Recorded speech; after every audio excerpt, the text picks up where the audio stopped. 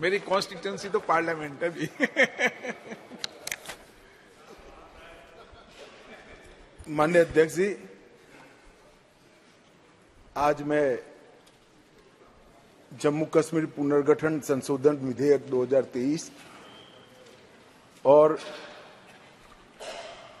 जम्मू कश्मीर आरक्षण संशोधन विधेयक 2023 इस पर इस सदन में जो बहस हुई है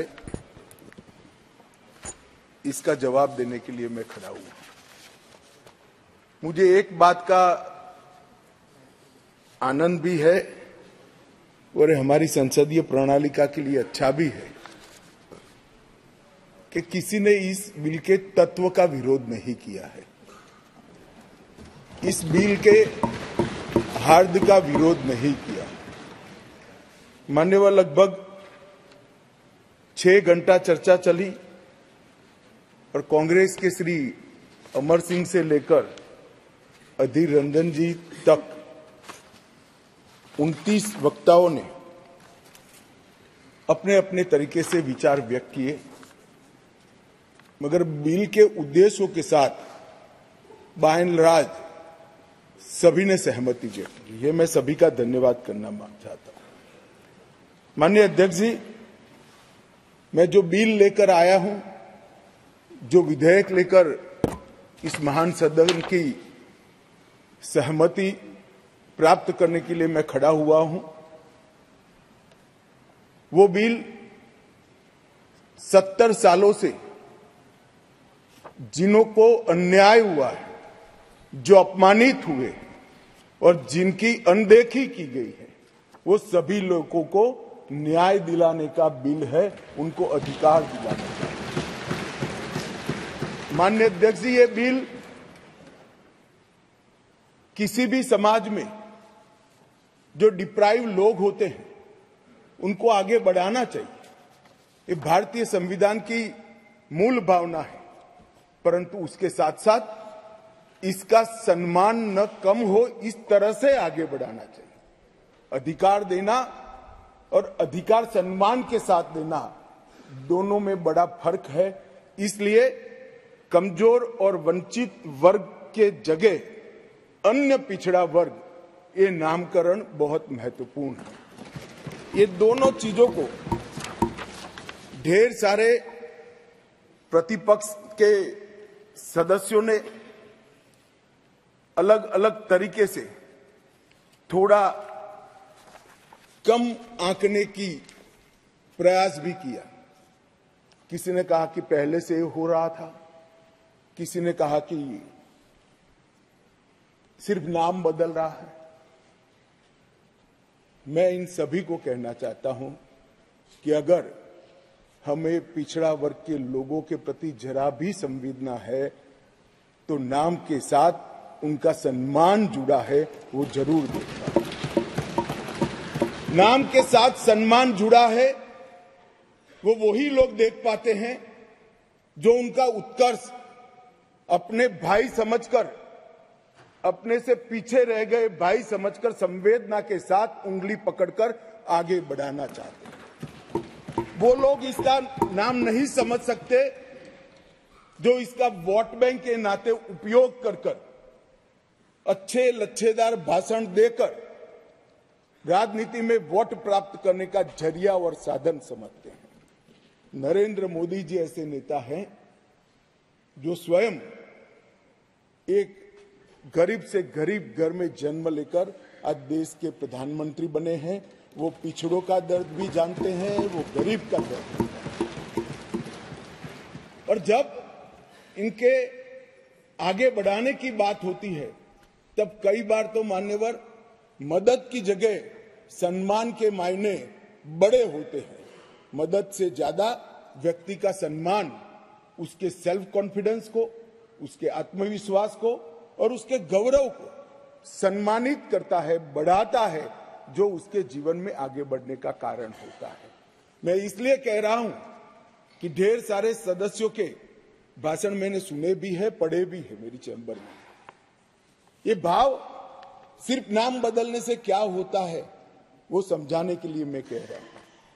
मान्यवर, आज जो बिल लेकर आया हूं, ये बिल के बारे में मैं थोड़ी पृष्ठभूमि भी बताना चाहता हूं।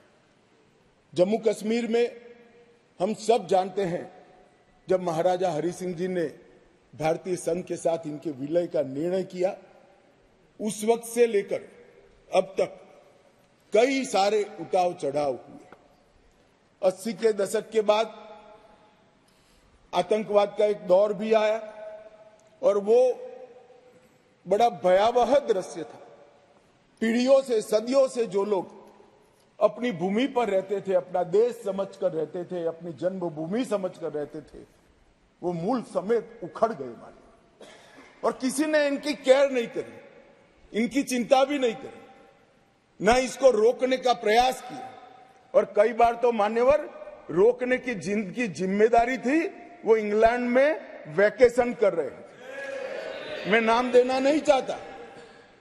और फिर कहते हमने कुर्बानी दी।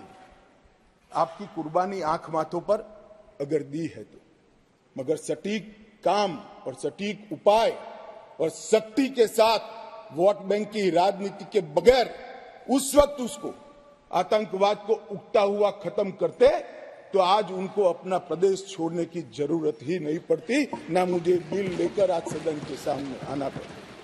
मान्यवर, जब ये विस्थापित हुए तब देश के अन्य हिस्सों में, अपने ही देश में शरणार्थी बनकर उनको जाना पड़ा। दिल्ली, बेंगलुरु, पुणे, अहमदाबाद, चेन्नई, न जाने कहां कहां गए। लगभग वर्तमान के आंकड़ों के अनुसार 46,631 परिवार और 1,57,967 लोग अपने ही देश में विस्थापित हो गए। और इस तरह से विस्थापित हुए कि उनकी जड़ें ही अपने खुद के देश से, अपने खुद के प्रदेश से, अपने खुद के वतन से उखड़ कर रह गई। ये बिल उनको अधिकार देने का है, ये बिल उनको प्रतिनिधित्व देने का है। मान्यवर, कश्मीर के लिए एक प्रकार से 3 युद्ध हुए। 47 में पाकिस्तान ने कबालियों के नाम से आक्रमण किया। इसमें लगभग 31,779 परिवार पाक अधिकृत जम्मू कश्मीर से जम्मू कश्मीर में विस्थापित हुए। इनमें से 26,319 परिवार जम्मू कश्मीर में और 5,460 परिवार देश भर में फैल गए। वो पाकिस्तान के हमले के शिकार थे। इसके अतिरिक्त 1965 और 1971 में भी युद्ध हुए, उसमें और 10,065 परिवार विस्थापित हुए और कुल मिलाकर 48, 65 और 71 ये तीनों युद्धों में मान्यवर 41,844 परिवार विस्थापित हुए। ये विस्थापितों की स्थिति के बारे में मैं बाद में बात करता हूं, परंतु ये बिल है वो उनको अधिकार देने का बिल है। ये बिल उनको प्रतिनिधित्व देने का बिल है। आज वो लोग ऐसी स्थिति में नहीं है कि वो चुनाव लड़कर वहां की असेंबली में बैठ पाए। जो कहते हैं क्या हुआ धारा 370, कहां हुआ 5 और 6 अगस्त 5 और 6 अगस्त 2019 में ये हुआ कि इनकी सालों से न सुनने वाली आवाज नरेंद्र मोदी जी ने सुनी और आज उनको अधिकार मिला। मान्यवर, जिस 5 और 6 अगस्त का बिल 2019 का कुछ लोगों को जूते में पड़े कंकर की तरह खटकता है, उनको मैं बताना चाहता हूं, इसी बिल का हिस्सा था न्यायिक डिलिमिटेशन। ये एक शब्द नहीं है, 2 शब्द जोड़कर बना है। क्योंकि पहले जो डिलिमिटेशन हुआ था वो इस तरह से था, एक कॉन्स्टिट्यूएंसी यहां बनी है और दूसरा ये वो कॉन्स्टिट्यूएंसी का हिस्सा 15 किलोमीटर दूर है। क्यों? क्योंकि मुझे चुनाव जीतना है। इस तरह से डिलिमिटेशन हुआ। ये डिलिमिटेशन के सामने मैंने जानबूझकर एज अ लेजिस्लेटर न्यायिक डिलिमिटेशन लिखा था, वो आज मैं सदन को बताऊं। डिलिमिटेशन कमीशन डिलिमिटेशन और डिमार्केटेड असेंबलीज, ये लोकतंत्र का मूल है। जनप्रतिनिधि को चुनने की इकाई तय करने की प्रक्रिया है। असेंबली जो बनती है वहीं से मतदाता अपना प्रतिनिधि विधानसभा में भेजते हैं। अगर डिलिमिटेशन की प्रक्रिया ही पवित्र नहीं है तो लोकतंत्र कभी पवित्र नहीं रह सकता मान्यवर। इसलिए इस बिल के अंदर हमने व्यवस्था करी थी कि डिलिमिटेशन, न्यायिक डिलिमिटेशन फिर से किया जाएगा और सभी की सुनवाई हुई। डिलिमिटेशन कमीशन जम्मू कश्मीर में सब जगह पे गया, अंतिम जिले से लेकर पहले जिले तक सब जगह घूमे। कई समुदायों के प्रतिनिधियों ने इनको आवेदन पत्र दिए थे। पाक ऑक्यूपाई कश्मीर से आए हुए लोगों ने भी दिए थे और कश्मीर घाटी से भागकर जम्मू में शरण लेने वाले लोगों ने और कश्मीर घाटी से भागकर देश भर में फैले हुए कश्मीरियों ने भी आवेदन दिए थे कि हमारा प्रतिनिधित्व का कोई डिलिमिटेशन कमीशन संज्ञान ले। और मुझे आनंद है मान्यवर कि डिलिमिटेशन कमीशन ने इसका संज्ञान लिया। भारत के इलेक्शन कमिश्नर ने विधानसभा में 2 सीटें कश्मीरी विस्थापितों के लिए नामांकन की जा सके और 1 सीट अनधिकृत ऑक्यूपेशन जो हमारे कश्मीर का हिस्सा पाकिस्तान कर बैठा है, वहां से विस्थापित लोगों में से एक व्यक्ति को नॉमिनेट करना पड़े। ये इसका हाथ। अब इसमें क्या है, पहले भी मिलता था ना, पहले नहीं मिलता था। पहले सिर्फ जरूरत लगे तो प्रतिनिधित्व न हो तो महिलाओं को 2 सीट दी जाती थी।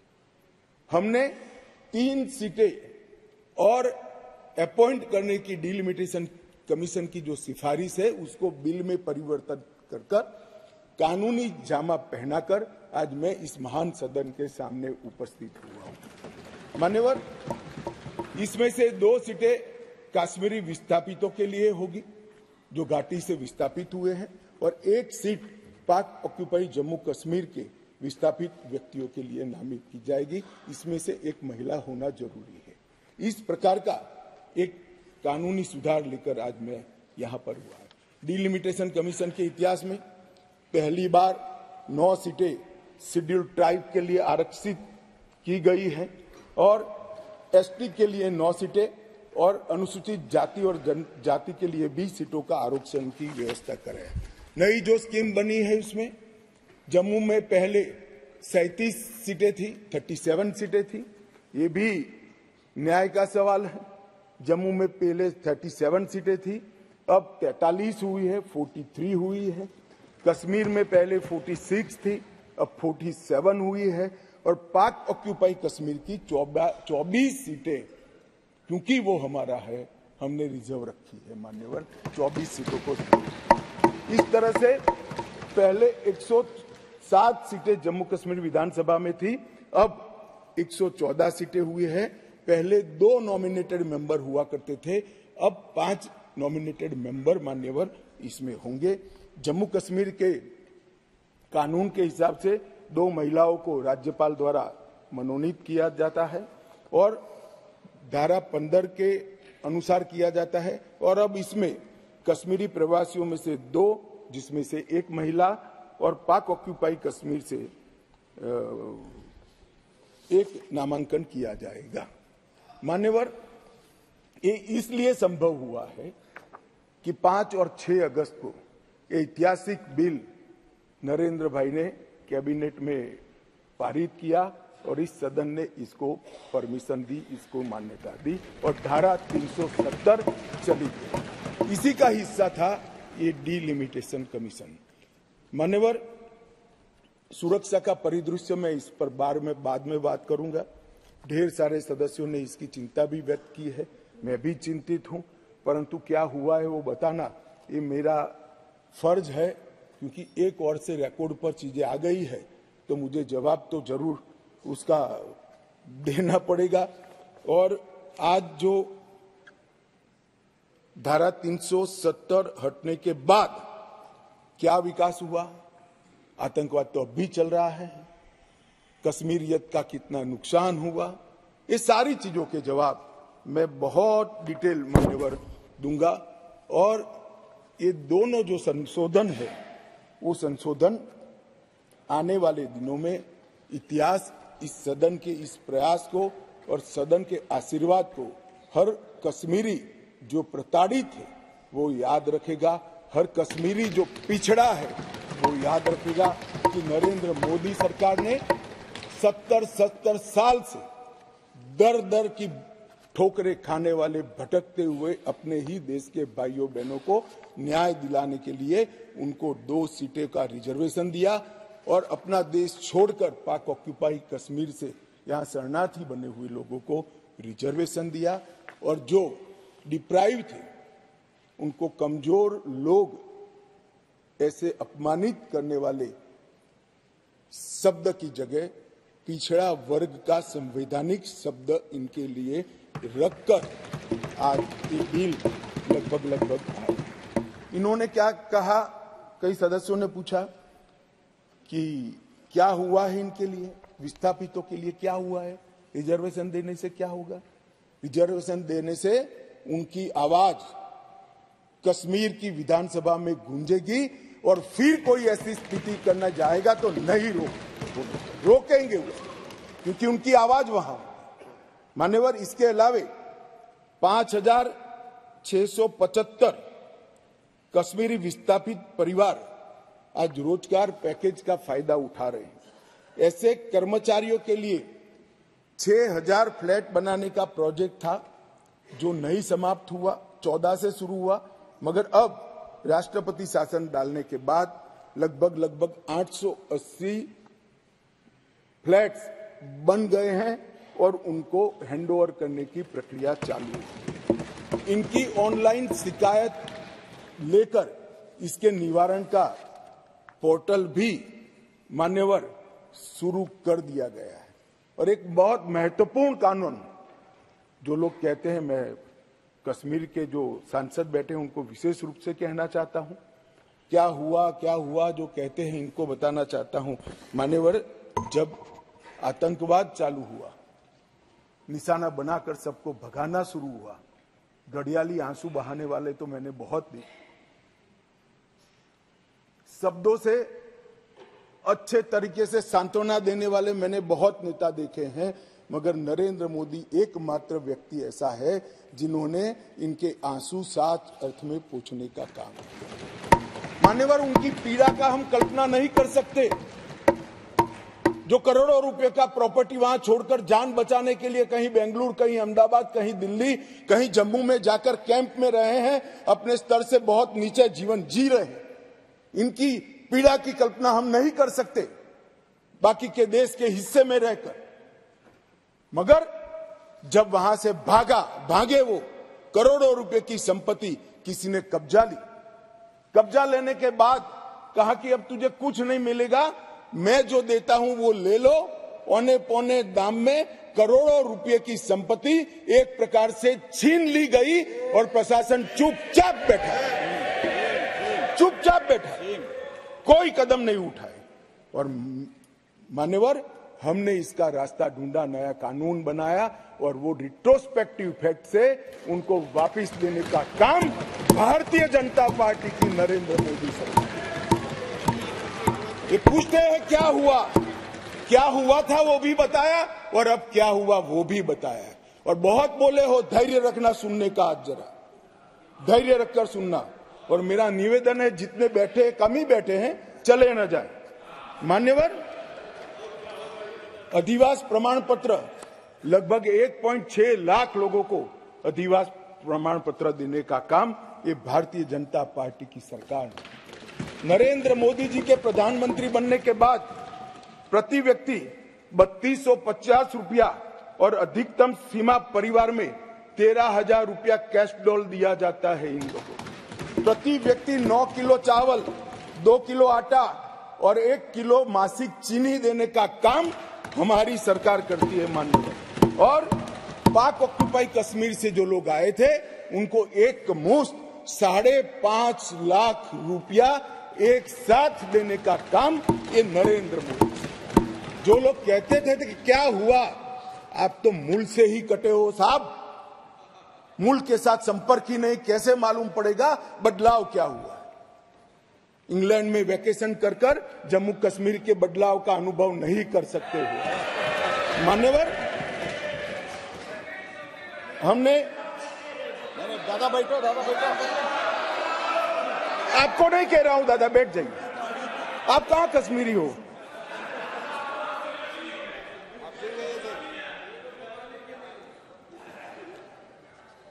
मान्यवर, एक बैकवर्ड क्लास कमीशन बनाया गया, बहुत सहभागिता का अप्रोच बैकवर्ड क्लास कमीशन ने लिया।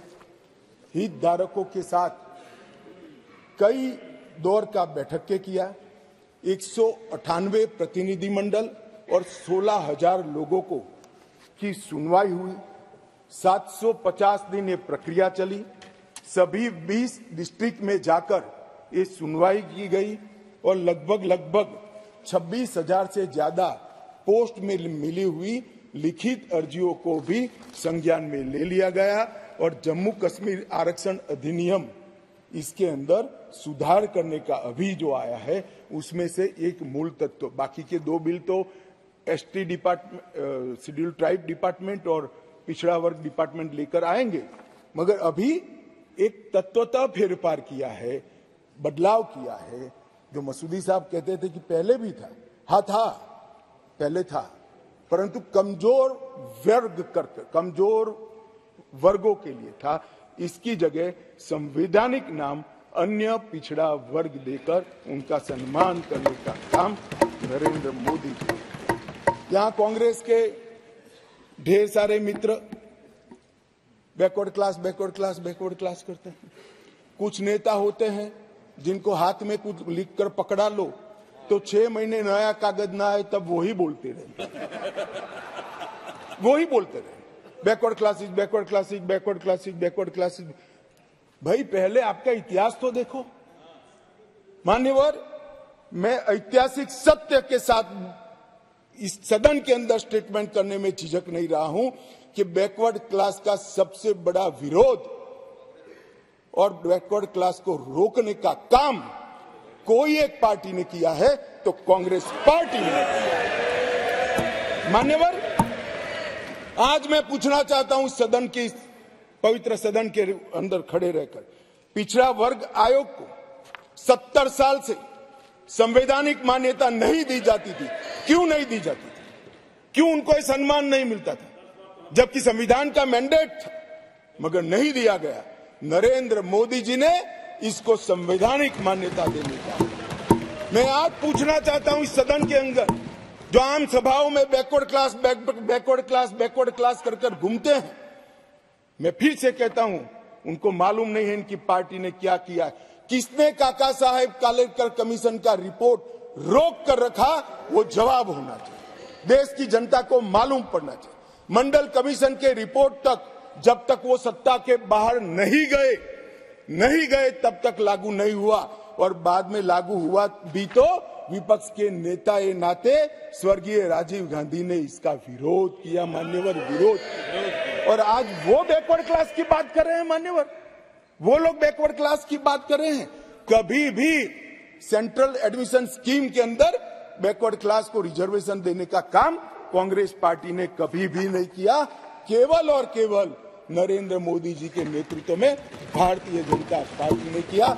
सैनिक स्कूलों में भी दिया जाता है, नीट के अंदर भी दिया जाता है, और सेंट्रल स्कूल्स के अंदर भी पिछड़ा वर्ग के बच्चों को सम्मान के साथ पढ़ने की व्यवस्था ये भारतीय जनता पार्टी की सरकार ने।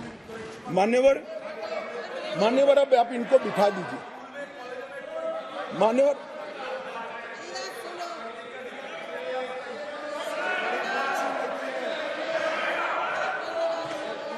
मान्यवर, अब तक डिप्राइव लोगों की बात करते हैं। अब तक ईडब्ल्यूएस, इकोनॉमी का रूप से पिछड़े लोगों को आरक्षण देने की बात कभी नहीं सोची गई। पहली बार नरेंद्र मोदी जी ने अनारक्षित जातियों के गरीब बच्चों को 10% रिजर्वेशन देने का काम। और मान्यवर, आज ये नामकरण में भिन्नता से क्या होता है इनको मालूम नहीं है। इनको मालूम नहीं है। मानो मेरी माँ का नाम कुसुम है, मैं उसको कुसुम बोलता हूँ और माँ कहता हूँ, दोनों को बीच में कितना अंतर है वो माँ को ही मालूम पड़ता है और किसी को मालूम नहीं। नाम तो वही है, व्यक्ति वही है, मगर किस भाव से बुलाया जाता है। जब बच्चा माँ कहकर बुलाता है तो जो प्यार और स्नेह और वात्सल्य आता है वो माँ से ही आता है, नाम से नहीं आता है। मान्यवर ये नहीं समझ पाएंगे। ये भाषा का सुधार नहीं है, ये कंसेप्ट का सुझाव है, नजरिए का सुझाव है और देखने के दृष्टिकोण का सुझाव है जो नरेंद्र मोदी सरकार कर रही है।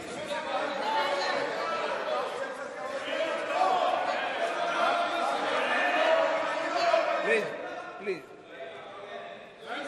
अरे यार अधीर रंजन, मैं एक बात कहता था कि एक नेता लिखा हुआ पढ़ते ही रहते पढ़ते, तुम भी वो स्क्रिप्ट पढ़ने लगे यार। ऐसा मत करो यार।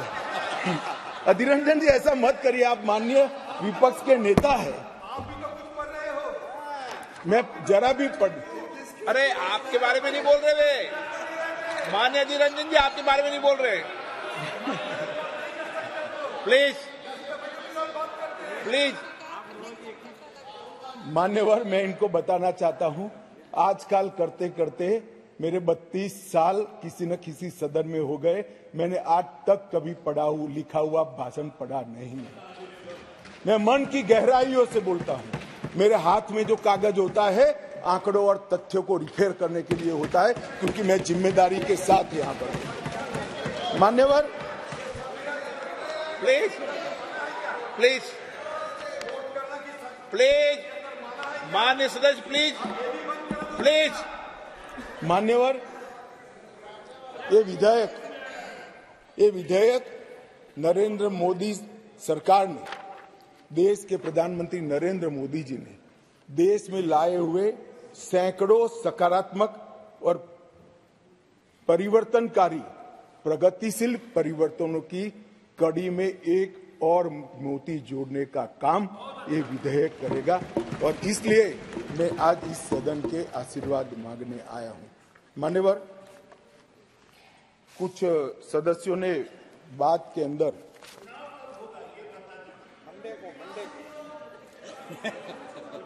दादा धैर्य से सुनना पड़ेगा, अंत में बताऊंगा, तब तक आप टोके बगैर बैठे।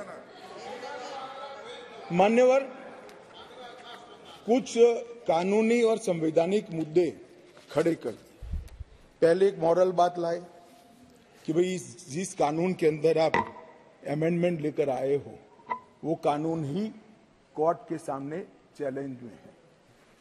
मसूदी साहब तो हाई कोर्ट के जज रहे, विद्वान न्यायाधीश रहे हैं, अधिवक्ता अच्छे ही होंगे तभी तो जज बने होंगे। मैं उनको कहना चाहता हूं, धारा 370 भी काफी साल तक चैलेंज में रही, क्यों नहीं रोका उसको? जब चैलेंज में थी तो धारा 370 को क्यों नहीं रोका गया? और आज आपको कानून की मर्यादाएं याद आ रही हैं। फिर भी मैं स्पष्टता करना चाहता हूं, आपकी ही पिटीशन है, आप पिटीशनर हो। इस पर स्टे मांगा गया था, स्टे पर बहस हुई, न्यायाधीशों ने सुनवाई कर स्टे देने से इनकार किया। स्टे देने से इनकार किया। मैं बहुत रिस्पॉन्सिबिलिटी के साथ यहां बोल रहा हूं, कोई स्टे नहीं है।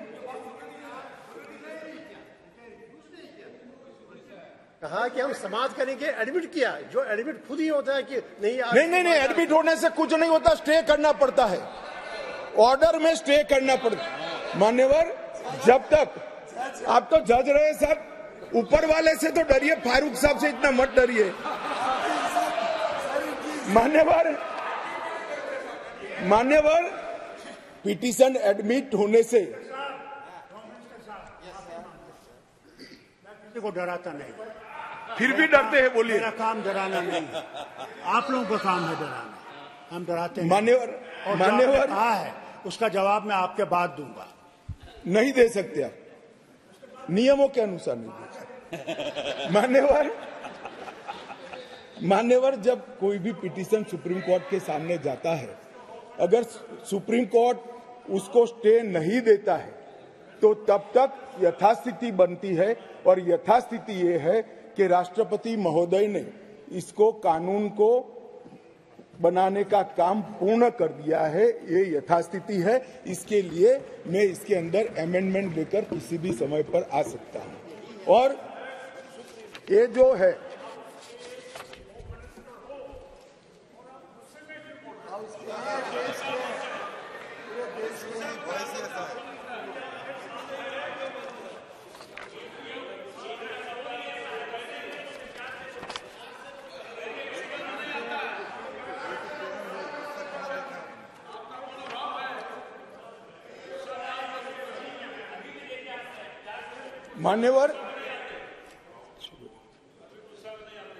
मान्यवर, उसके बाद कहा गया मनीष तिवारी जी के द्वारा कि अनुच्छेद 3 में कहीं पर भी यूटी का प्रावधान नहीं है। अब मैं मान्यवर, कोई कंफ्यूजन नहीं रहना चाहिए, बहुत बड़ी बात माननीय सदस्य ने करी है। मैं अनुच्छेद 3 इस सदन में पढ़ना चाहता हूं। नए राज्यों का निर्माण और वर्तमान राज्यों के क्षेत्रों, सीमाओं या नामों में परिवर्तन, ये अनुच्छेद का मूल चीज है। इसके अंदर आगे किसी राज्य में उसका राज्य क्षेत्र अलग करने अथवा 2 या अधिक राज्यों को या राज्यों के भागों को मिलाकर अथवा किसी राज्य क्षेत्र को किसी राज्य के भाग के साथ मिलाकर नए राज्य का निर्माण देश की संसद कर पाएगी। अब इन्होंने कहा यूटी नहीं है, यूटी का इसमें प्रोविजन नहीं, मगर शायद उन्होंने पूरा पढ़ा नहीं या जानबूझकर आगे उन्होंने सदन को बताया नहीं। इसी के नीचे आर्टिकल 3 के नीचे ही स्पष्टीकरण है। इस अनुच्छेद के खंड क से ड में, जिसमें सारी चीजें आता है, राज्य के अंतर्गत संघ राज्य क्षेत्र समाहित है। तो वहां पर राज्य मीन्स संघ राज्य क्षेत्र अपने आप हो जाता है। तो ये इनको मैं मनीष जी को थोड़ा स्पष्टता करना चाहता हूं कि इतना बड़ा गैरकानूनी काम कम से कम नरेंद्र मोदी सरकार नहीं कर सकती। ये कोई इंदिरा गांधी की सरकार नहीं है जो इस प्रकार के कानून लेकर आए। भाई अभी बहस नहीं हो सकती, बाद में मैं आपको सवाल, मैं बाद में आपको मौका दूंगा क्वेश्चन पूछने का। अभी बैठ जाइए, मैं बाद में आपको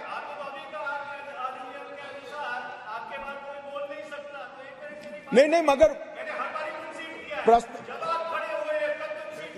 देखिए मनीष जी, मैं प्रश्न ले सकता हूं। मैं महोदय को अभी कहता हूं, बाद में मनीष जी का प्रश्न। चल, ये भी नियमों के अंदर है। मान्यवर, बाद में उन्होंने कहा कि अनुच्छेद 3 के परंतु को निलंबित करके राष्ट्रपति शासन डाला, क्योंकि ये प्री डिजाइन था। मान्यवर, मेरे पास लिस्ट है। आंध्र प्रदेश में राष्ट्रपति शासन 1973 में डाला, हम नहीं थे, कांग्रेस की सरकार थी, परंतु निलंबित किया गया था। अरुणाचल में डाला गया, परंतु निलंबित। 81 में आंध्र प्रदेश में उनकी सरकार, परंतु निलंबित किया था। 1990 में परंतु निलंबित किया था। बिहार 1969 कांग्रेस सरकार, परंतु निलंबित किया था। 72 परंतु निलंबित किया था। 1977 परंतु निलंबित किया था। 69 बिहार, फिर गोवा 1990 परंतु निलंबित था। 1990 परंतु मेरे पास लगभग 27 राज्यों के 70 से ज्यादा है। एक में भी वो परंतु निलंबित करे बगैर राष्ट्रपति शासन नहीं डाला गया है।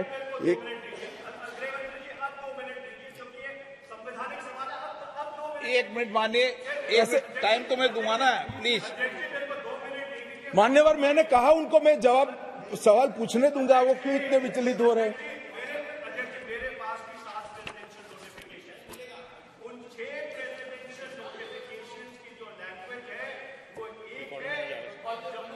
के प्रेसिडेंशियल नोटिफिकेशन की लैंग्वेज अलग है। मैं आपको अभी डेमोन्स्ट्रेट कर सकता हूं। मैं अभी बढ़ के सुनाता हूं। मैं अभी बढ़ के सुनाता हूं। इस पर बहस ही नहीं है, लैंग्वेज क्या है? इस बहस इस पर है कि अनुच्छेद 3 के परंतु को जिसमें असेंबली का पावर यहां पर आता है, उसको निलंबित किया गया है या नहीं किया? एक लिमिटेड क्वेश्चन पर हम है, कहां ये बात ही खड़ी होती है? मंत्री जी, नो। माननीय अध्यक्ष जी, मुझे संरक्षण दीजिए, ऐसे नहीं हो सकता बिल का जवाब। नो माननीय गृह मंत्री जी, आपका रिकॉर्ड भी नहीं जा रहा है इससे। माननीय गृह मंत्री जी, मान्यवर, आप प्लीज मुझे व्यवस्था दीजिए, ऐसे बिल का जवाब नहीं दिया जा सकता, ऐसे महत्वपूर्ण बिल का। एक मिनट। नो माननीय, मैंने आपको कहा आपको सवाल पूछने का मौका दूंगा, प्लीज। माननीय गृह मंत्री जी,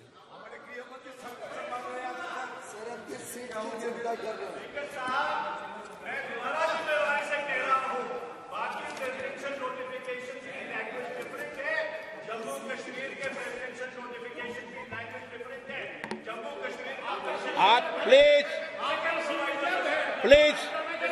नो।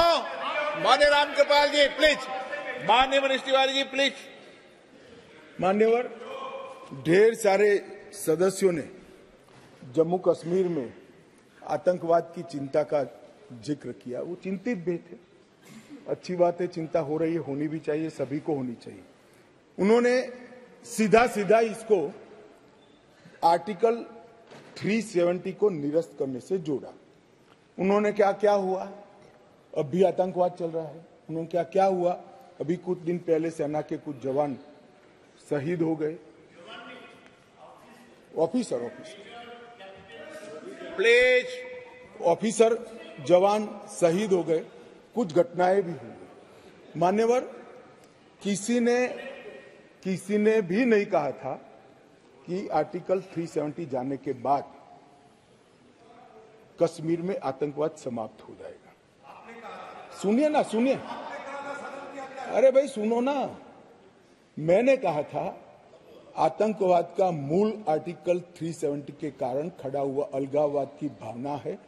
आर्टिकल 370 जाने से अलगाववाद में बहुत बड़ी कमी आने वाली है और इसके कारण आतंकवादी भावनाओं में कमी आएगी। रिकॉर्ड की बात है भाई अधीररंजन जी। अब मैं बताता हूं, 1994 से 2004, इसमें शासन पर मैं नहीं जा रहा, कालखंड बोल रहा हूं, कई शासन आए हैं।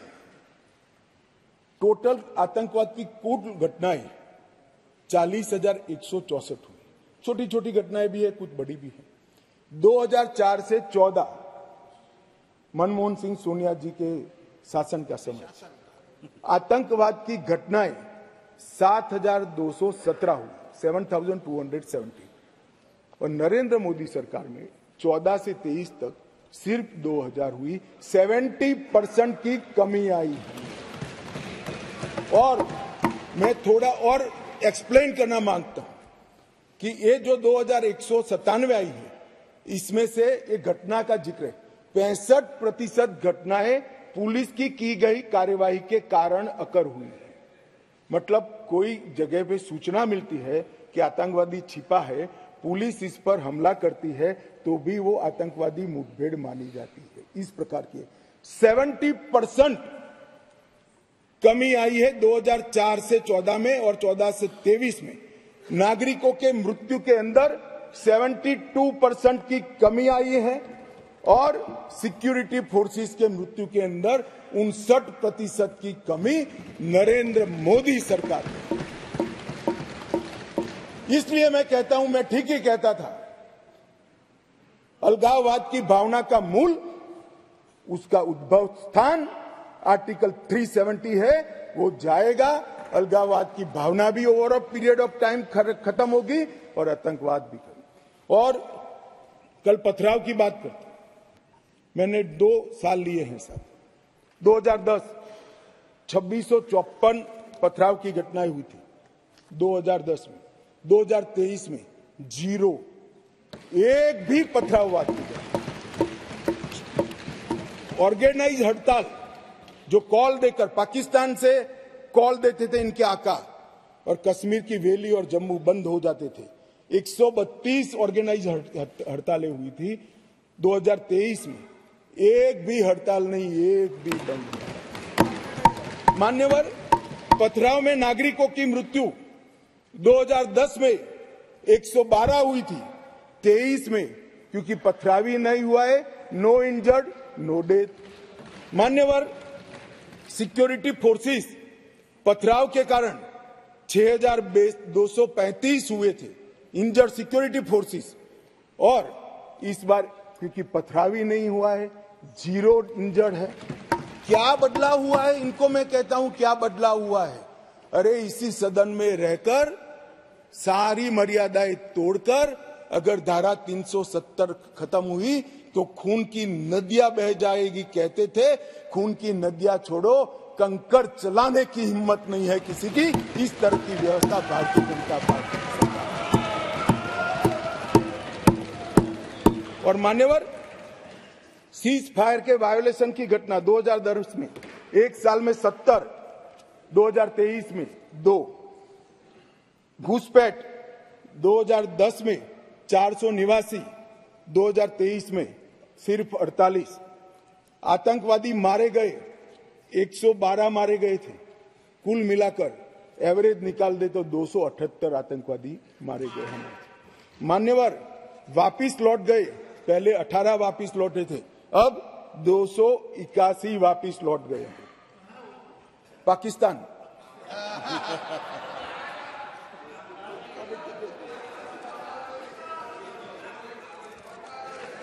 मान्यवर, और वो ऐसे ही नहीं हुआ है।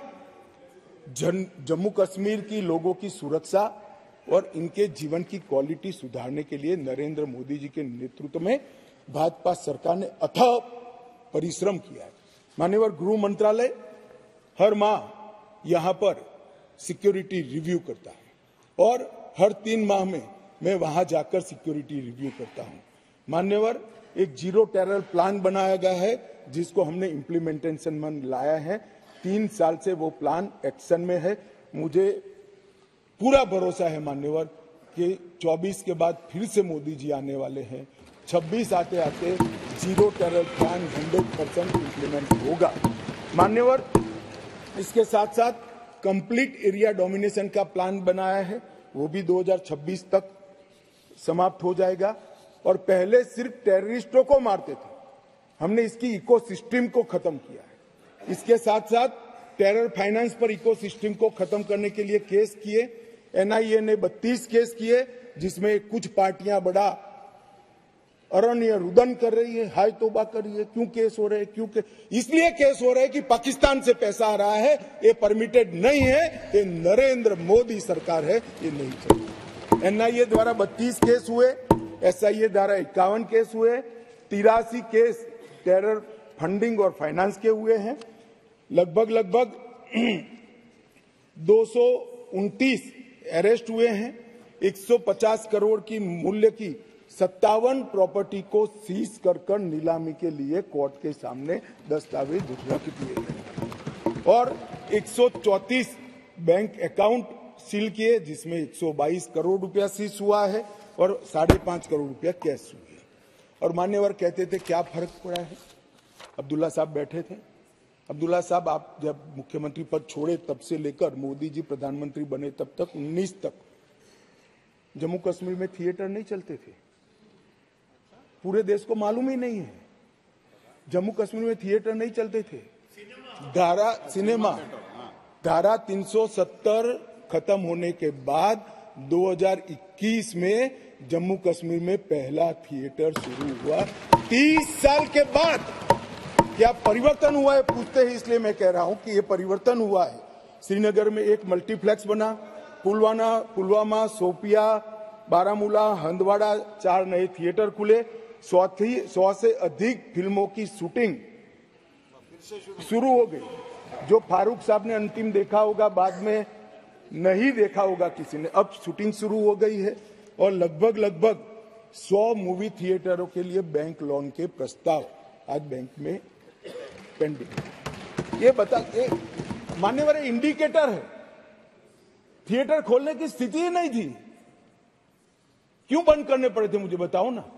ऐसा तो है नहीं कि जम्मू कश्मीर में कोई थिएटर पिक्चर देखना नहीं चाहता है,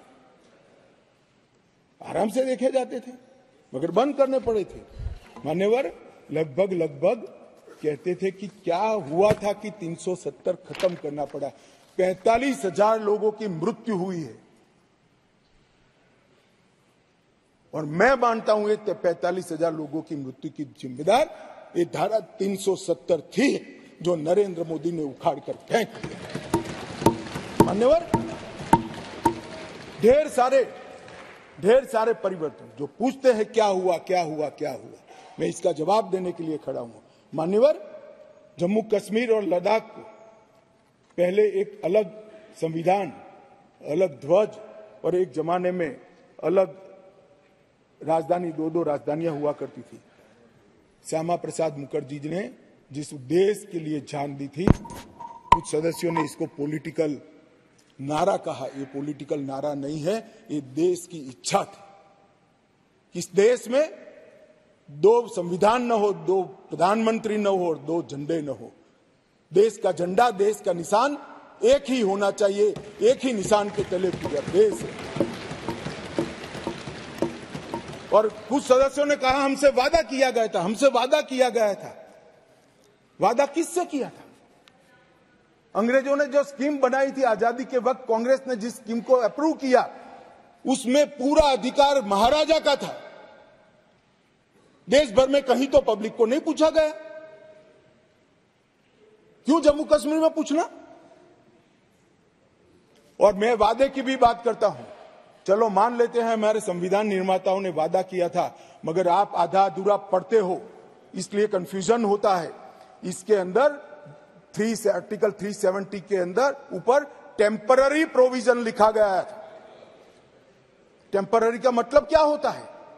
आजीवन अधिकार हो गया ना जी। कब का जाना चाहिए था, हिम्मत नहीं थी, नरेंद्र मोदी जी ने हिम्मत करी और धारा 370 को समाप्त। कोई वादा खिलाफी नहीं है।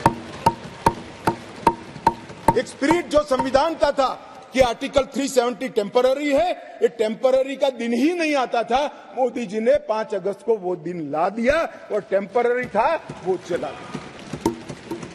मान्यवर, पहली बार कश्मीरी, डोगरी, हिंदी और अंग्रेजी और उर्दू को राज्य की आधिकारिक भाषाएं बनाई। मान्यवर, राइट टू एजुकेशन एक्ट पहली बार, उसकी चर्चा होगी तब बताऊंगा, बैठ जाइए। भूमि अधिग्रहण और मुआवजे का कानून, forest right act, SC ST prevention atrocity act, whistle blower protection act, juvenile justice act और अल्पसंख्यक आयोग अधिनियम 1992 ये रोक कर रखे थे, वो अब लागू हो गए। असेंबली वहां की 6 साल की बना कर रखी थी, अब वो भी 5 साल की हो गई और बड़े बदलाव हुए।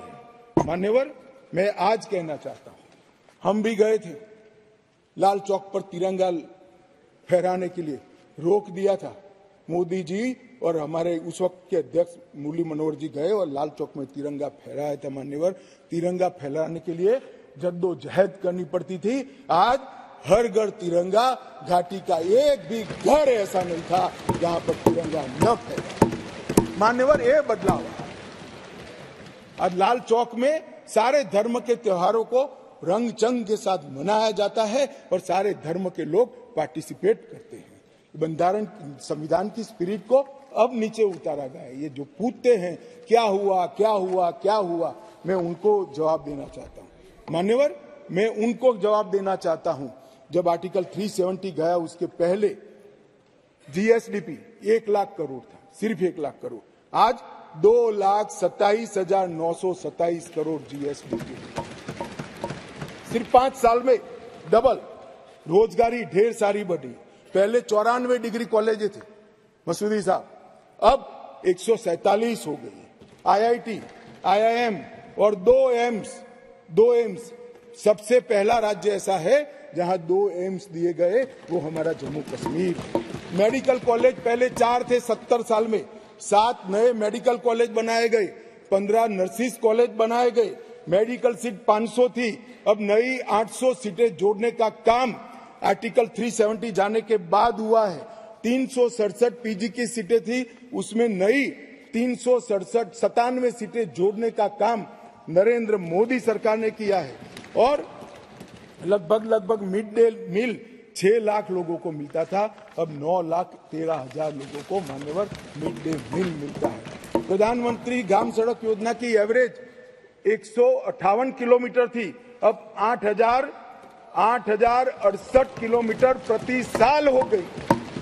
क्या हुआ है जो पूछते हैं इनको मैं बताता हूं। मैं देता हूं जवाब।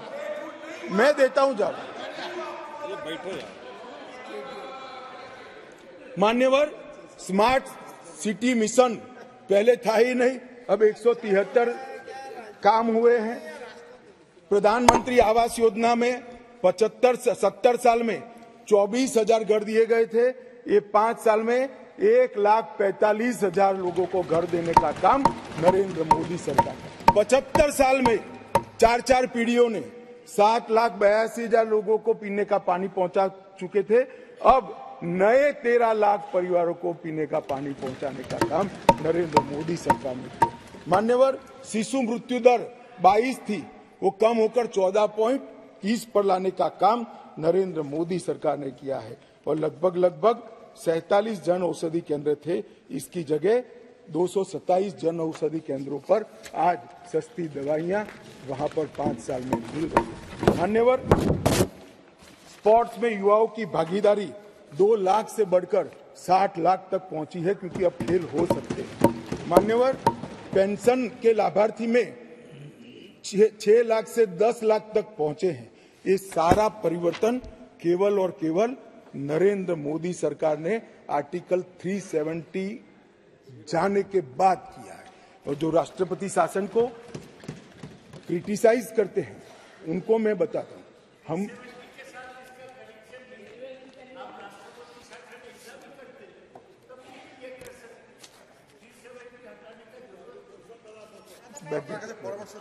दादा, आप कई बार बंगाल में पहुंच जाते हो, यहां बैठे हुए।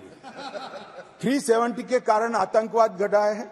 आतंकवाद जाने के कारण, कम होने के कारण वहां अच्छा वातावरण हुआ है। इसी के कारण ये सब डेवलपमेंट हुआ है, वरना IIM न होता, ना एम्स होता, कुछ न होता। आप नहीं समझ पाओगे। जब हमारा सरकार बंगाल में आएगा, वातावरण सुधरेगा और विकास होगा, तब मालूम पड़ेगा कि क्या परिवर्तन है।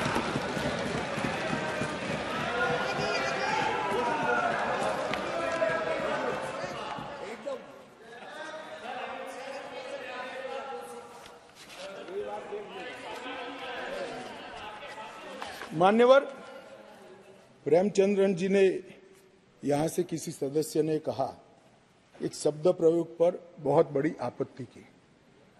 मैं वो शब्द प्रयोग की अनुमोदन करने के लिए आज मेरी बात कहना चाहता हूं। मैं वो शब्द प्रयोग को सपोर्ट करना चाहता हूं। वो शब्द प्रयोग था नेहरूवियन ब्लंडर। नेहरू के समय में जो ब्लंडर हुआ था, इसके कारण कश्मीर को भुगतना पड़ा। मैं मान्यवर इस सदन में खड़ा रहकर आपके आसन के सामने जिम्मेदारी के साथ कहता हूं कि 2 बड़ी गलतियां जो पंडित जवाहरलाल नेहरू के प्रधानमंत्री काल में हुई, उनके लिए गए निर्णयों से हुई। इसके कारण सालों तक कश्मीर ने सहन करना पड़ा। एक सबसे बड़ी गलती, जब हमारी सेना जीत रही थी, पंजाब का एरिया आते ही सीज फायर कर दिया गया और पाक ऑक्यूपाई कश्मीर का जन्म हुआ। अगर सीज फायर 3 दिन लेट होता तो पाक ऑक्यूपाई कश्मीर आज भारत का हिस्सा।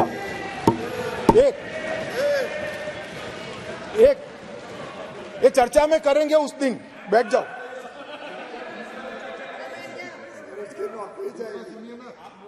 चर्चा है ना पूरा दिन। मान्यवर, और दूसरा,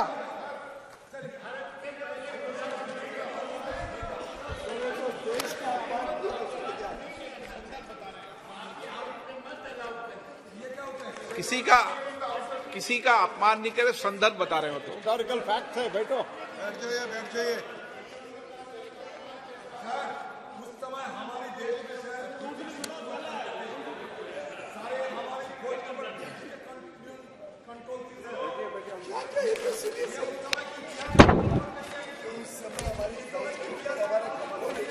नहीं तो आपको कैसे मालूम हुआ इस वक्त का? मान्यवर, अभी तो एक ही का है, दूसरा तो सुने। और उसका कंट्रोल नहीं था। बैठ जाओ बैठ जाओ।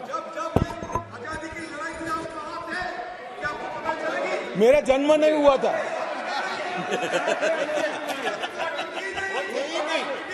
मान्यवर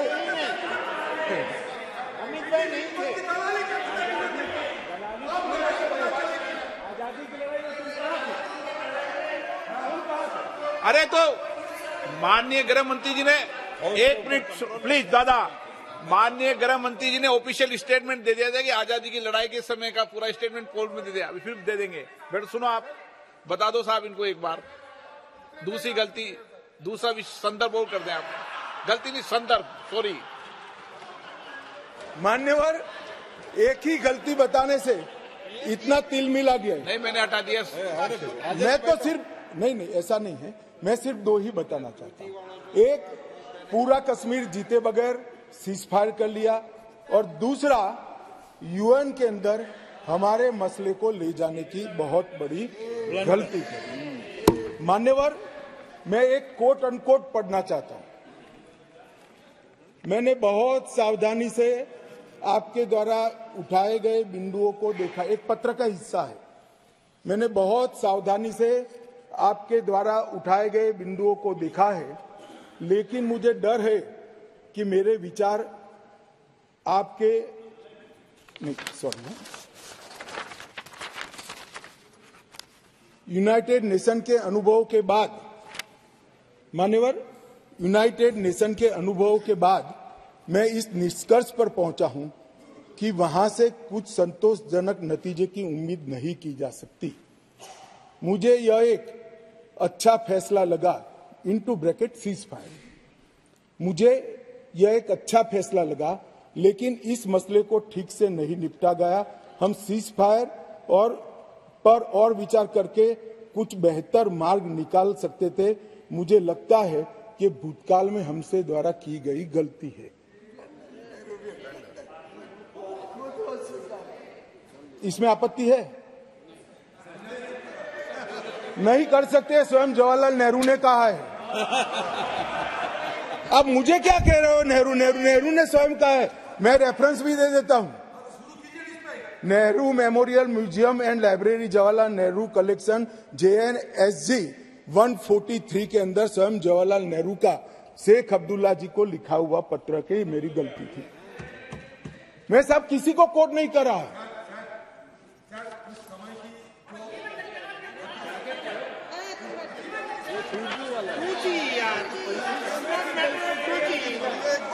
कम्युनिकेशन का मसला नहीं है।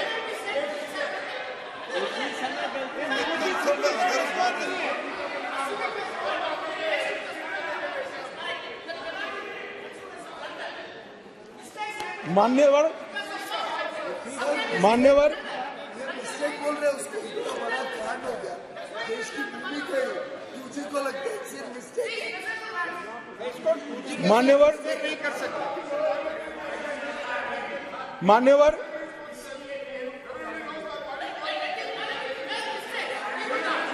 सर ये सोचिए, भूमि चली गई, मिस्टेक बोलता है, ब्लंडर। मान्यवर, अरे यार, ये नेहरू जी ने लिखा है, सूरज समझते नहीं हो? अनुवाद हो रहा है या नहीं हो रहा है अंदर? ये नेहरू जी ने कहा है, मैंने नहीं कहा है। माने मैं तो नेहरू जी का कोट पढ़ रहा हूं, क्यों गुस्से हो रहे हैं मुझ पर? गुस्सा होना है तो नेहरू जी पर होना चाहिए। ये उनका कोट है, मुझ पर गुस्से हो रहे हैं। मेरी तो समझ में ही नहीं आता है।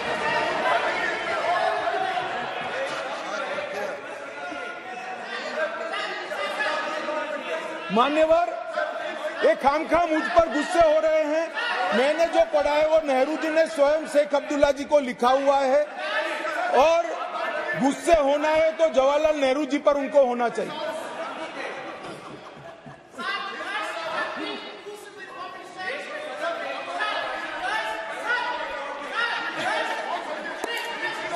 क्या हो रहा है इधर क्या हो रहा है? बैठिए प्लीज, बैठिए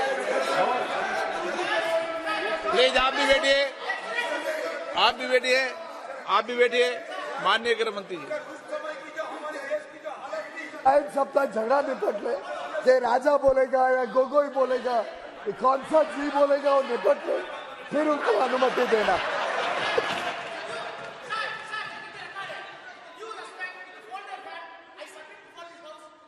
Home Minister, the words which are being used as against Nehru by the Home Minister are not at all matching to the stature of Home Minister. माननीय गृह मंत्री,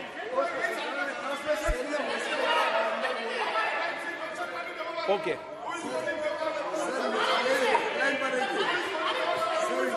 नहीं, प्लीज पीछे से सीनियर मेंबर कह रहे हैं आपको, प्लीज बैठ जाइए।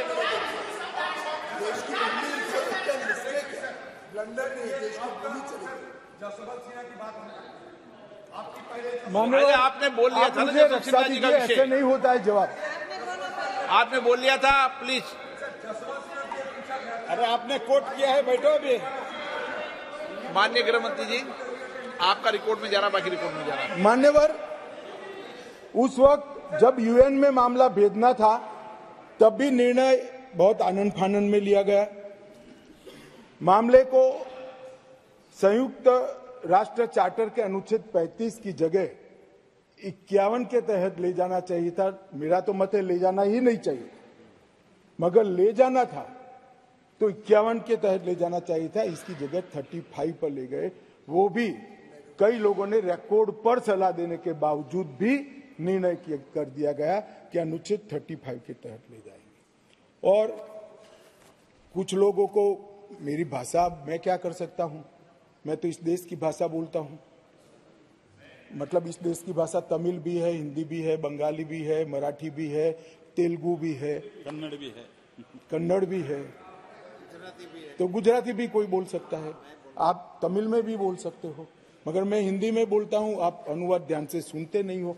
मैंने जो कुछ पढ़ा वो जवाहरलाल नेहरू जी ने लिखा है, और नेहरू जी ने उसको थोड़ा कम कर किया है कि ये मेरी मिस्टेक थी। मिस्टेक नहीं थी, ब्लंडर था। इस देश की इतनी जमीन चली गई, इस देश की इतनी भूमि चली गई, वो ब्लंडर था, ऐतिहासिक ब्लंडर था।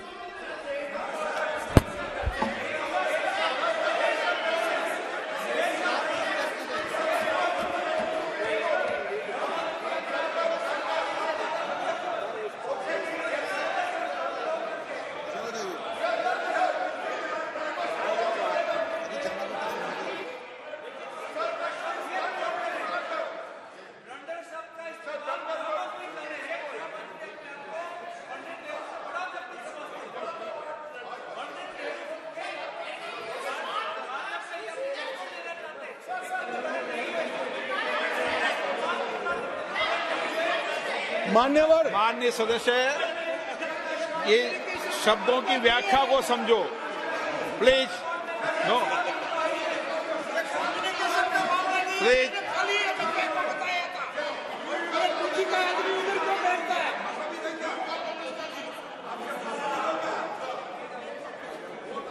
मान्यवर,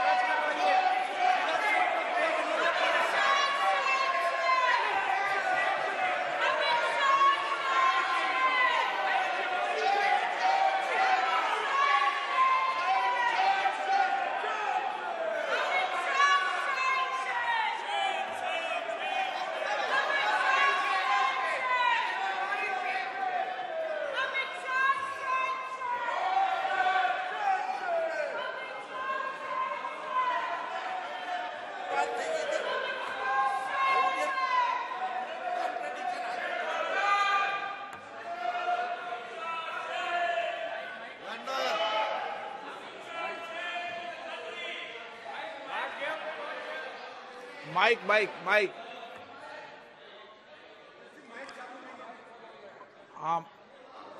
आप बोलिए। और एक क्षेत्र में ब्लंडर का शब्द का प्रयोग किया गया है, वो भी जवाहरलाल नेहरू जी के क्षेत्र में, वो है हिमालयन ब्लंडर। इसके बारे में भी गृह मंत्री जी थोड़ी बात बोल सकते हैं। ब्लंडर से ऐसा है मान्यवर, मैं माननीय सदस्य को कहना चाहता हूं, माननीय सभ्यश्री को कहना चाहता हूं, खाली ब्लंडर से इतना नाराज है, हिमालयन बोलता तो इस्तीफा देकर जाते। आजाओ बैठो। मान्यवर मुझे अभी एक हमारी ट्रेजरी बेंच में बैठे हुए सदस्य ने कहा, मेरे साथी मंत्री ने कहा कि अमित भाई उन्होंने सुबह बताया था आपको कि ये चले जाएंगे, आप पहले से कहते थे।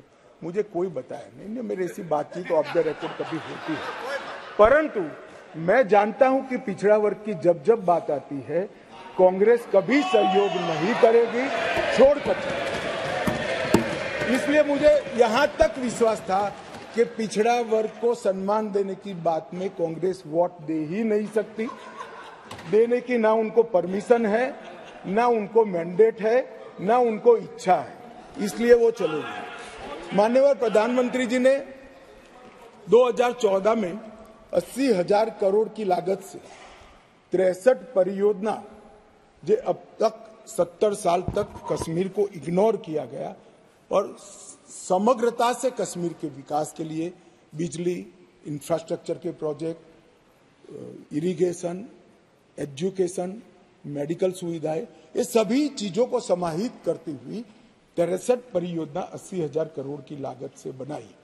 इसमें लगभग 9 परियोजनाएं 21,000 करोड़ की लद्दाख की थी, जो अब अलग यूटी में चली गई, परंतु जम्मू कश्मीर की बात करें तो 32 परियोजनाएं 58,477 करोड़ की लगभग पूरी हो गई है और 58,000 करोड़ में से 45,800 करोड़ रुपए का व्यय समाप्त। ये मैं बताता हूं, ये कह रहे कि क्या हुआ है, इसके लिए मैं कुछ योजनाओं का नाम भी जरूर पढ़ना चाहूंगा। 5,000 मेगावाट के लक्ष्य रखकर 4,287 करोड़ की 642 मेगावाट की कीरू हाइड्रो परियोजना, क्वार हाइड्रो परियोजना 540 मेगावाट 5,000 करोड़, रतले हाइड्रो परियोजना 5,200 करोड़ 850 मेगावाट, 8,112 करोड़ की 1,000 मेगावाट की सोपाक दल दूल हाइड्रो परियोजना, सावलकोट हाइड्रो परियोजना 1,856 मेगावाट की 2,300 करोड़ की और शाहपुर कंडी बांध सिंचाई और बिजली परियोजना 2,793 करोड़ की। सिर्फ जल विद्युत के अंदर इतना सारा पैसा ये 10 साल के अंदर इन्वेस्ट हुआ है और पहली बार सौर ऊर्जा 1600 मेगावाट की प्राप्त करने के लिए भी प्रोजेक्ट वहां पर डाला गया है। 38 ग्रिड स्टेशनों का निर्माण हुआ, 467 किलोमीटर नई ट्रांसमिशन की लाइनें बिछाई गई, 266 उप स्टेशनों को बनाया गया और 11,000 सर्किट किलोमीटर की एचटी और लोड एलटी लाइनों को बिछाने का काम नरेंद्र मोदी सरकार ने किया है। सिंचाई का जहां तक सवाल है, 62 करोड़ की रावी नहर योजना पूरी कर ली गई, 45 करोड़ का टसर चलन 3 त्राल सिंचाई योजना का पूरा किया गया। झेलम और सहायक नदियों के बाढ़ प्रबंधन के लिए 399 करोड़ के तीसरे चरण का काम पूरा हो गया।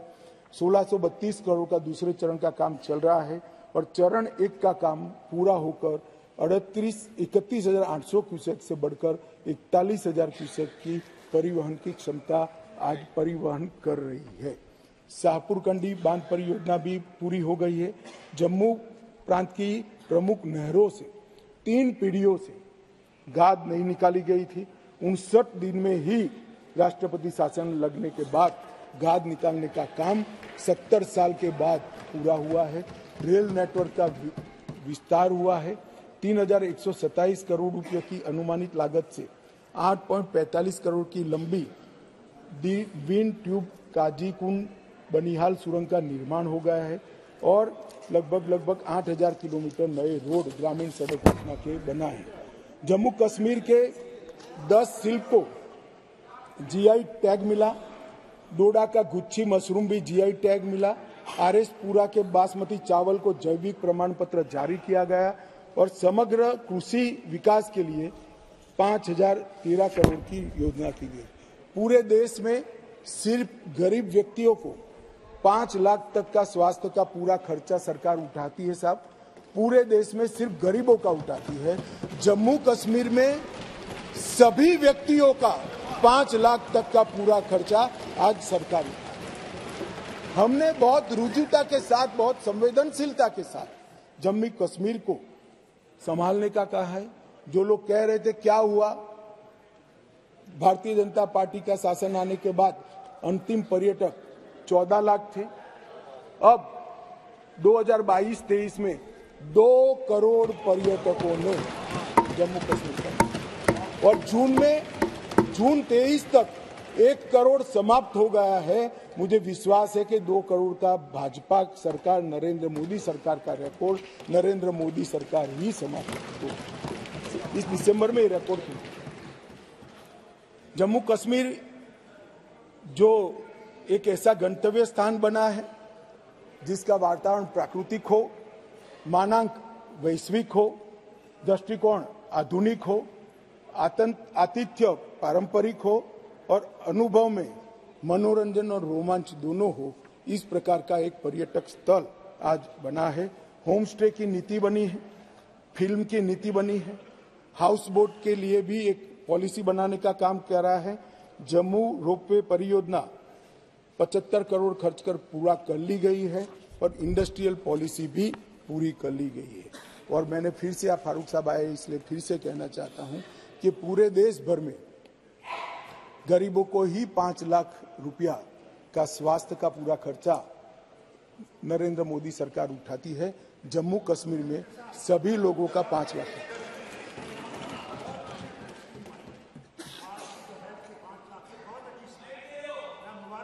धन्यवाद।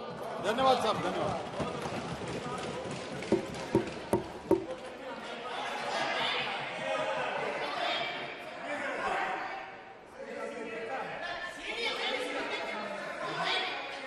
अरे राजा एक टेली कम्युनिकेशन का नहीं है यार, कश्मीर का है, काहे को खड़े हो जाते हैं?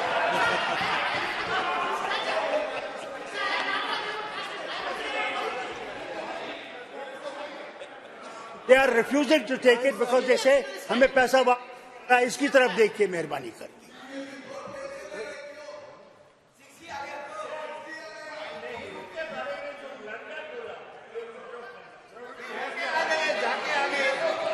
मान्यवर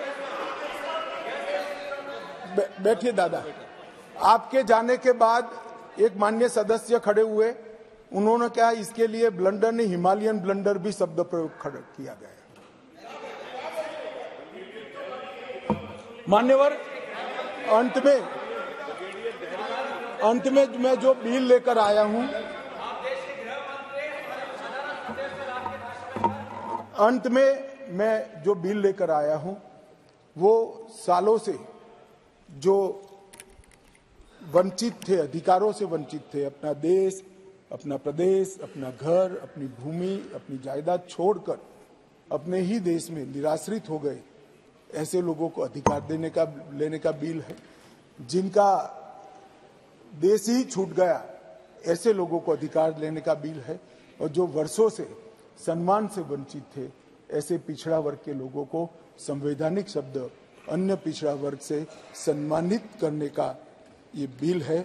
मैं अतः सदन से निवेदन करना चाहता हूं कि मेरी पार्टी का आप जरूर विरोध करिए, प्रधानमंत्री जी की नीतियों का भी करिए, मेरा व्यक्तिगत तौर पर भी करिए, मगर बिल का उद्देश्य बहुत पवित्र है।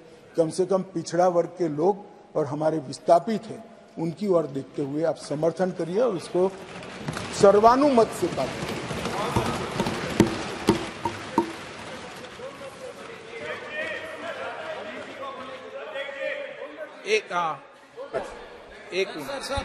देखिए ऑनरेबल होम मिनिस्टर ने जो यहाँ बिल किया, मैं पहले गुजारिश करूंगा जरा उसमें देखिए जो माइग्रेंट है उसकी डेफिनेशन क्या आपने दी है। आप देखिए बिल पर, आप just have a look on the bill.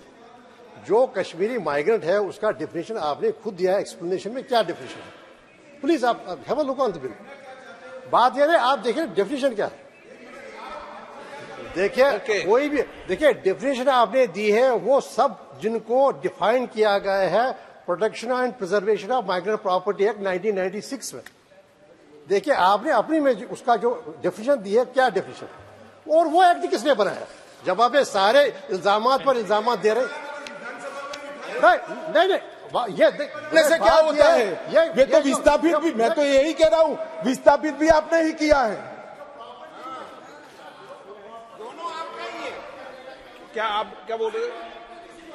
जनाब आपने कहा कि आपको सुप्रीम कोर्ट से नहीं मिला स्टेट, आपने सही कहा, लेकिन क्या सुप्रीम कोर्ट ने डिक्लाइन किया? बल्कि ये ऑब्जर्व किया कि हम पावरलेस नहीं है कि हम अनडू करें अगर ये कोई कदम उठाएंगे इम्प्लीमेंटेशन के लिए। तीसरी बात, ये सुप्रीम कोर्ट ने ये नहीं कहा कि डिक्लाइन किया, अब 2 मिनट कीजिए ना, आपने डिक्लाइन नहीं किया, रिफ्यूज नहीं किया। दूसरी बात, तो जनाब आपने कहा टेम्पररी की बात, मनीष तिवारी जी, नो सबको नहीं।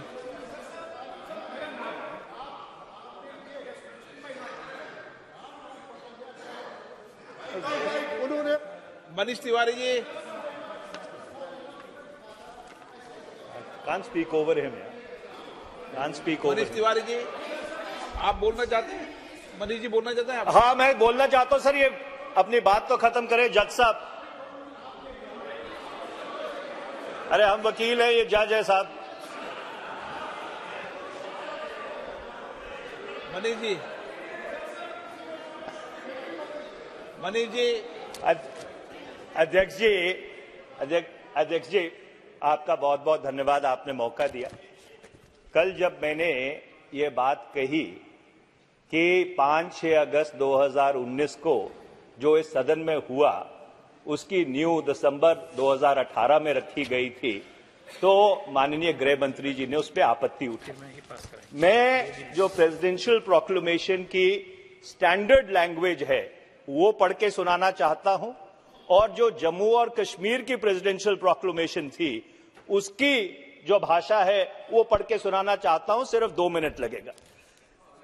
जो स्टैंडर्ड प्रेसिडेंशियल प्रोक्लेमेशन है, और मुझे साथ की कॉपी मेरे पास मौजूद है, उसमें धारा 3 को लेकर स्टैंडर्ड लैंग्वेज है, so much of the proviso to Article 3 as relates to the reference by the President to the legislature of the states.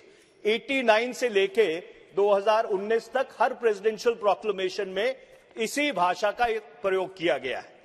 Jammu Kashmir की जो प्रेसिडेंशियल प्रोक्लेमेशन है उसमें उसको कैसे प्रयोग किया गया? So much of the first proviso of Article 3 of the Constitution as relates to the reference by the President to the legislature of the state, और इसको ध्यान से सुनिएगा गृह मंत्री जी, and the second proviso of that article. ये second proviso क्या है? ये second proviso ये है, जब धारा 3 में आप किसी भी स्टेट को रीऑर्गेनाइज करते हैं तो बगैर उसकी असेंबली को कॉन्फिडेंस में लिए आप वो रीऑर्गेनाइजेशन नहीं कर सकते।